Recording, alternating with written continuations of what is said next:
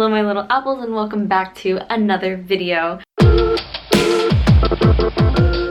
I'm going to be doing another installment of my dietetics, dietitian, schooling Q&A. What I'm basically doing is just running over some questions that a lot of you guys have asked me about my program. I'm currently a senior in my schooling right now, so I'm in my 4th year. I'm going to graduate in June, and then I'm going to become a registered dietitian after I take my board exam. I'm going through my dietetic internship so far, and I've been sharing my journey. If you haven't seen the previous installments of this series, I highly recommend you go watch them first in case I answer any of the questions that you have. And as always, I will leave the questions that I answer in the description down below, so you don't have to listen to the question and answers that you're not interested in. Before I go on, make sure you subscribe, hit the notification button, like this video. I'm going to go ahead and go to my previous video and just look at the questions in the comments.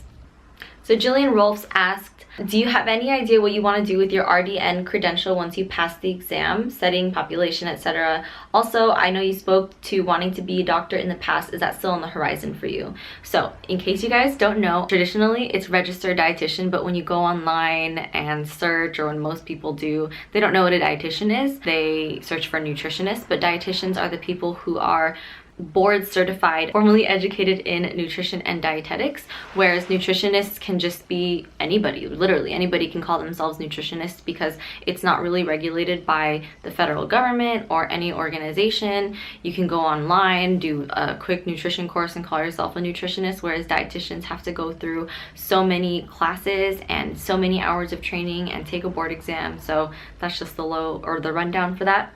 Scratching my nose because it's itchy.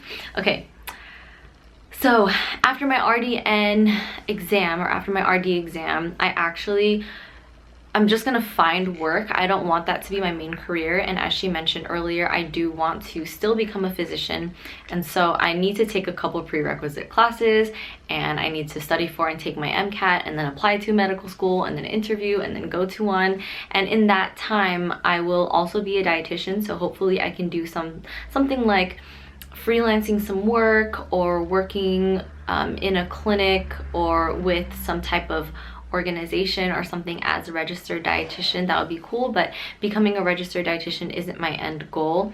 I really just wanted to get a degree in something that I really love, and I didn't love biology, I didn't love chemistry, although I do love the science courses.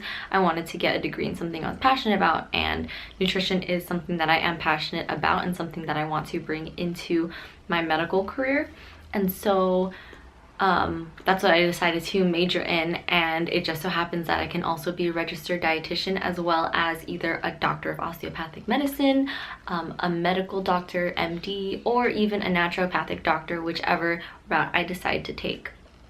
So yes, those are my plans. Is a master's degree necessary to work in the field? Will you be pursuing one? Thank you for making such an informative video. You're welcome, Emily. And a master's degree is not necessary to become an RD for now, but in the year 2024 it will be required for those who want to become an RD to get their master's degree. So if you're like in high school right now, if you're in high school right now and you want to be a registered dietitian, count on getting your master's degree.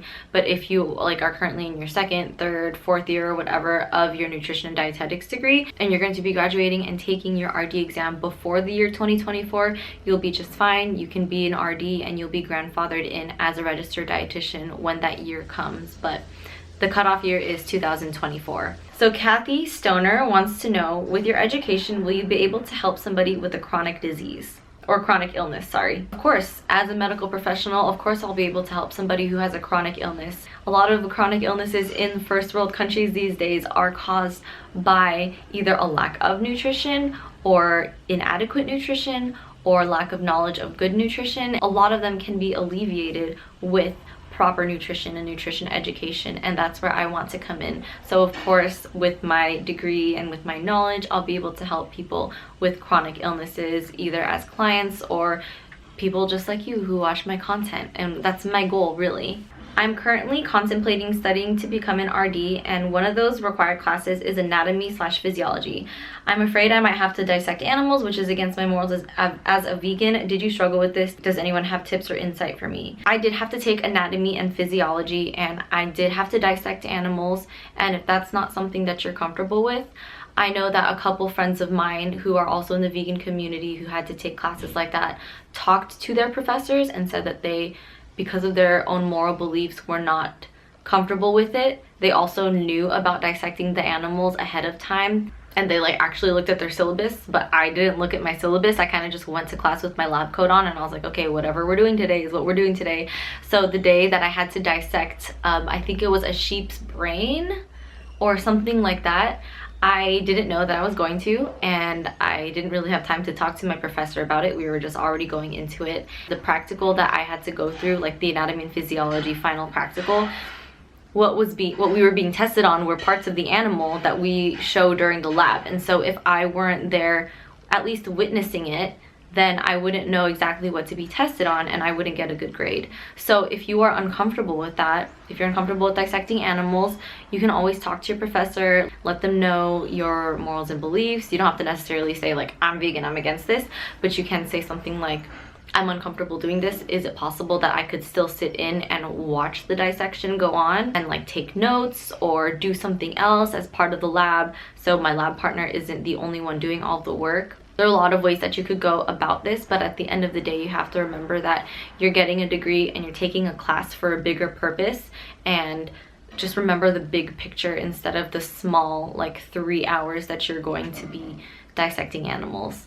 And I hope you guys are open-minded about that and you're understanding about that. Obviously, if you disagree with me, you disagree with me. If that's the case and you disagree and you want to hate on me, then this isn't the place for you. This isn't the field for you. I hate to be blunt about it, but if you can't be open-minded, then it's going to be really hard to try to spread veganism, or at least happiness and positivity, into the world as it is today. End Time wants to know if I've encountered any research on anti-nutrients.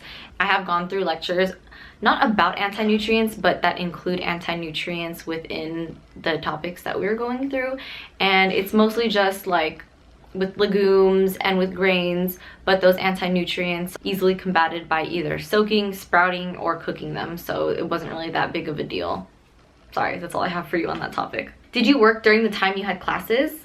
I'm working and trying to get experience in the field while I'm taking my quarterly classes, and I'm not sure if it's hurting me or making me better.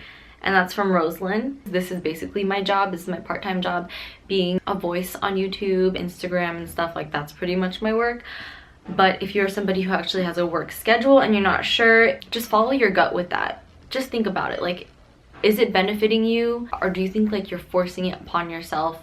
Do you think you could go without it and still be fine with your classes, or do you think you could be doing better with your classes if you weren't working? It's all about just taking your life in perspective, because I have a roommate right now who works, and she also goes to school, and it's working out for her. And I also have friends who also work, and it's working out for them and also going to school. But I also know other friends of mine who don't work because they don't have time, or mentally maybe they just can't do it. Everybody's different, everybody's individualized. It's just something you're going to have to figure out for yourself.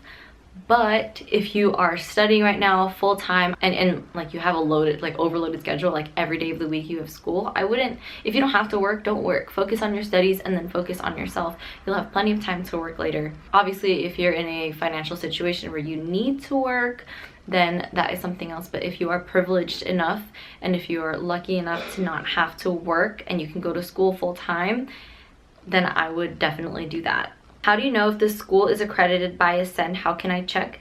On the previous video, I did leave a link of information that you can use to find out if your school or a school you want to go to is accredited by Accend. And Accend is the accrediting organization for nutrition and dietetics, at least in the United States. So I'll leave that down in the description below again, so you guys can check that out. But those schools are the ones that you would have to go through formal education in order to have your internship and in order to sit down and take your RD exam. So if you're looking to be a registered dietitian, make sure you go through one of those schools that are accredited by Accend, or else you just like waste your time. Emily wants to know, how do you become a nutritional therapist? A nutritional therapist is different than a registered dietitian. They learn more about the application of nutrition to somebody's diet, and it's like more lifestyle and more holistic, and it's definitely something that I would also want to look into because it's a lot of holistic stuff. But you don't need to go through a university or a formal 4-year. You can do a course, and I think most courses to become a nutritional therapist practitioner cost like under $5,000 max. I think it's 10 weeks of intense courses, and it's a lot of reading, and you go through workshops and stuff. But I really think that if you are already somebody who has a bachelor's degree or a master's degree, or you have a different career but you want to go into nutrition and becoming like a holistic nutritional practitioner, or somebody who can help other people with their nutrition, you can definitely look into that. It's a good option for those of you who don't want to go back to like a full-fledged university. Emily also wanted to know how a dietitian is different from a certified nutritionist, and I think I talked about it earlier on in this video, but basically a dietitian is accredited and has to take board exams and can work in hospitals. Dietitians can do more officially. Certified nutritionists don't really need to go through formal education, at least in the United States. They can just go through a course and call themselves certified nutritionists, because it's true, you do have a certificate, but it doesn't mean that your work is regulated by any large governing body, especially by like the United States. Marley said she just got matched to an internship in Virginia. Congratulations. I'm definitely most nervous for my clinical rotations because it's not my favorite part of dietetics, but I'm excited to learn. Do you have different rotations of areas of clinical, such as renal, diabetes, bariatric, etc., or is it just all together? My internship personally is just being thrown into the hospital diet office and learning all the different types of things. So it's not like it's separated into renal, diabetes, tube feeding, like trauma, acute care, like just a cluster of a bunch of them all at the same time, all different types of patients. But there are other internships and other schools that require you to actually have like 2 weeks of renal specialty, 2 weeks of geriatrics, 2 weeks of pediatrics. So it really is just dependent on the internship that you go to, your school, and the hospital, or wherever your clinical rotation is. You will see all areas of clinical dietetics when you are going through your clinical rotation. Again, it just depends on the organization, like how you're gonna see them and in what kind of time frame. Tierra Santiago wants to know if I completed my community nutrition, food service, and on the clinical domain, and if so, which do I prefer? Of the 3 types of rotations that I've gone through so far, I think I have enjoyed community the most, but I have learned the most from my clinical rotation. My community rotation was through a blogger, superkidsnutrition.com, so I got to do a lot of the stuff that I want to do anyway, which is like a lot of blogging, a lot of article writing. I got to practice meal planning, just creating resources for the public, so it's more public health, to learn more about like simple nutrition, such as just getting in more fruits and vegetables and making it more appealing to kids, and teaching parents and moms and dads and families to eat healthier and to stay healthier. That's the kind of stuff that I'm more into, because it's more preventative and holistic rather than the acute care setting, which is what I'm doing right now in clinical rotation in the hospital. But I am learning so much more about everything nutrition in the clinical aspect, because I mean, I wouldn't learn about the requirements of protein for a renal diet if I were doing like Super Kids Nutrition blogging. So I'm learning more clinical, but I really loved the community rotation. And the last question is from Christine Zarate. If I've heard of people who majored in something else other than nutrition for their undergrad, then switched to nutrition and dietetics for grad. Yes. The roommate that I'm living with right now, she majored in kinesiology, and she's currently getting her master's degree in nutrition and dietetics. And there are a lot of other people in the master's degree program here at my school that have majored in something other than nutrition, so it is totally possible to do so. Again, you just have to make sure you do it through an institution that is accredited by Acend, and that has the courses that you need to become a registered dietitian. And it's as simple as that, but also there's a lot of stuff like getting your prereq classes in there, but it is totally possible. Long story short, those are all the questions for today. I hope you guys enjoyed this and learned a lot or a little bit or one thing at least about nutrition and dietetics, going through school to become a registered dietitian. If you learned something and if you enjoyed this, please give it a thumbs up and make sure you subscribe and turn on those notification buttons, what am I saying? And if you have any more questions about this topic or school in general, please leave them in the comments below and I'll be sure to answer them, or most of them, in the next video. I hope you guys are all having a wonderful morning, noon, day, or night wherever you are, and I'll see you next time. Bye.